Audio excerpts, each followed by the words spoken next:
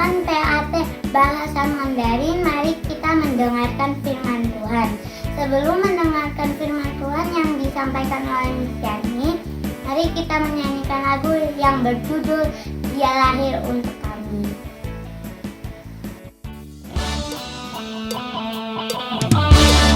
Dia lahir untuk kami, Dia mati untuk kami, Dia bangkit bagi kami semua. Bernyanyilah. Dia lahir untuk kami, Dia mati untuk kami, Dia bangkit bagi kami semua. Dia itu Tuhan kami, Dia itu Allah kami, Dia Raja di atas segala raja. Dia itu firman Allah yang turun ke bumi, yang jadi sama dengan manusia. Dia Yesus sobat kami, Dia Yesus Tuhan kami, Sang Penebus Juru Selamat dunia. Tuhan kami, Dia itu Allah kami, Dia Yesus sobat kami, Dia Yesus Tuhan kami, Sang Penebus dan Juru Selamat dunia.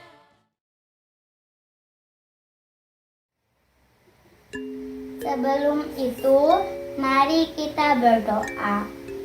Tuhan Yesus, terima kasih kami sudah boleh beristirahat sampai pagi ini. Tuhan, sebentar lagi Miss Yani akan menyampaikan firman Tuhan. Berkati Miss Yani agar firman Tuhan yang disampaikan oleh Miss Yani dapat kami mengerti. Tuhan, sebentar lagi kami akan mengerjakan soal-soal PAT yang diberikan. Dan Tuhan berkati kami agar dapat mengerjakan PAT dengan baik. Tuhan, kami sudah berdoa dan mengucap syukur. Amin. Silakan Miss Yani. Terima kasih Janet yang sudah bersedia untuk memimpin pembukaan Renami pada pagi hari ini dan juga untuk mempersiapkan kita semua di dalam doa pembukaan. Anak-anak sekalian, renungan awal minggu kita pada minggu ini diberi tema Yesus adalah Tuhan dan bacaannya terambil dari Kisah Para Rasul 2 ayat 14 sampai dengan 36. Anak-anak bisa membaca perikop ini secara lengkap di rumah masing-masing, dan pagi hari ini kita akan secara bersama-sama membaca ayat yang akan kita renungkan di pagi hari ini, yaitu dari Kisah Para Rasul 2 ayat 36. Mari bersama-sama kita membaca ayat ini. Jadi seluruh kaum Israel harus tahu dengan pasti bahwa Allah telah membuat Yesus yang kamu salibkan itu menjadi Tuhan dan Kristus. Nah, anak-anak, sebelum kita merenungkan firman pada pagi hari ini, Miss ingin bertanya kepada anak-anak sekalian, apakah yang akan kalian lakukan jika kalian melihat teman dekat kalian melakukan hal-hal seperti yang ada di dalam gambar ini? Nah, misalnya ketika kalian melihat teman kalian sibuk bermain sendiri dan tidak memperhatikan saat guru memberikan pembelajaran di dalam kelas. Atau saat kalian melihat ada teman kalian yang mencuri atau mengambil sesuatu yang bukan milik mereka. Atau apakah yang akan kamu lakukan jika kamu melihat ada temanmu sedang mengejek salah satu dari teman yang ada di kelas? Atau justru ketika kalian melihat ada teman kalian yang bercanda dengan cara yang mungkin bisa menyakiti atau mencelakai teman kalian? Kira-kira apa yang akan kalian lakukan? Apakah kalian akan menegur mereka? Atau apakah kalian akan mendiamkan saja dan pura-pura tidak tahu? Atau mungkin kalian akan ikut-ikutan dengan apa yang sedang dilakukan oleh teman kalian? Tentu kita pasti akan memilih untuk menegur mereka. Tetapi apakah anak-anak tahu bahwa untuk menegur ataupun menasehati teman yang sedang berbuat sebuah kesalahan bukanlah hal yang mudah, karena tidak semua orang senang diberitahu ketika mereka sedang melakukan sesuatu hal yang salah. Oleh sebab itu, hal ini membutuhkan sebuah keberanian yang cukup besar. Nah, hari ini kita akan belajar dari salah satu murid Tuhan Yesus yang terkenal cukup berani. Dia adalah Simon Petrus. Simon Petrus terkenal sebagai salah satu murid Yesus yang berani dan juga keras kepala. Tetapi sebenarnya Simon Petrus ini adalah orang yang mudah sekali merasa takut. Jikalau anak-anak atau masih mengingat cerita-cerita sebelumnya tentang Simon Petrus, ketika Tuhan Yesus akan dibawa ke hadapan mahkamah agama, Petrus memilih untuk menyangkal Tuhan Yesus ketika ada orang yang mengenali Petrus sebagai murid Tuhan Yesus. Pada saat itu Petrus tidak berani untuk mengakui bahwa Yesus adalah guru dan Tuhan. Tetapi Petrus yang ada dalam cerita kita pagi hari ini berbeda jauh dengan Petrus pada waktu ia menyangkal Tuhan Yesus. Pada waktu itu, Petrus adalah seseorang yang sangat takut. Tetapi dalam cerita perikop kita hari ini, Petrus merupakan salah satu murid yang sangat berani mengabarkan tentang berita Injil dan juga mengakui bahwa Yesus adalah Tuhan. Dalam cerita kita menceritakan tentang kisah ketika murid-murid menerima Roh Kudus yang turun dari surga. Pada saat itu, murid-murid yang semuanya asli orang Galilea tiba-tiba mampu berbicara dalam berbagai macam bahasa. Ketika itu ada banyak orang yang berkumpul untuk merayakan hari raya Pentakosta. Ketika mereka mendengar murid-murid Tuhan Yesus berbicara dengan berbagai macam bahasa, orang-orang yang mengerti bahasa tersebut merasa takjub karena mereka heran bagaimana mungkin orang yang berasal dari Galilea bisa berbicara dalam bahasa asing, bahasa dari negeri yang lain. Tetapi orang-orang yang tidak paham tentang bahasa tersebut menuduh murid-murid Tuhan Yesus pada saat itu mungkin sedang mabuk karena kebanyakan minum anggur.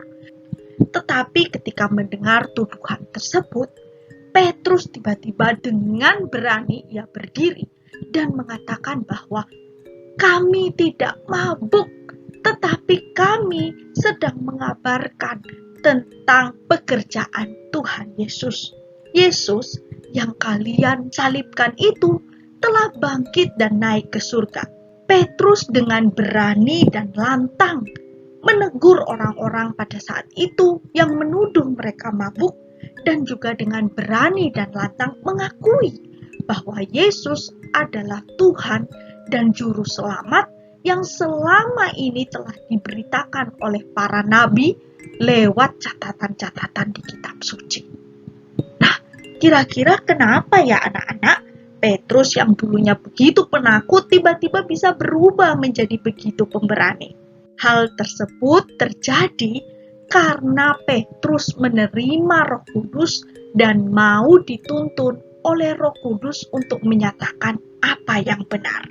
Roh Kudus yang diberikan kepada para murid pada saat itu memberikan keberanian kepada para murid untuk menyatakan kebenaran dan juga untuk menyatakan berita tentang Tuhan Yesus yang adalah Juru Selamat dunia. Nah, anak-anak, Roh Kudus yang diberikan oleh Tuhan kepada para murid tidak hanya diterima oleh Petrus dan kawan-kawannya, tetapi juga diterima oleh kita sebagai orang-orang yang percaya kepada Tuhan. Tuhan Yesus juga memberikan kita Roh Kudus di dalam hati kita yang menuntun dan juga membantu kita untuk membedakan mana yang benar dan mana yang salah. Pertanyaannya, apakah kita mau berani seperti Petrus untuk menyatakan kebenaran dan memberitakan tentang Tuhan Yesus kepada orang-orang yang ada di sekeliling kita?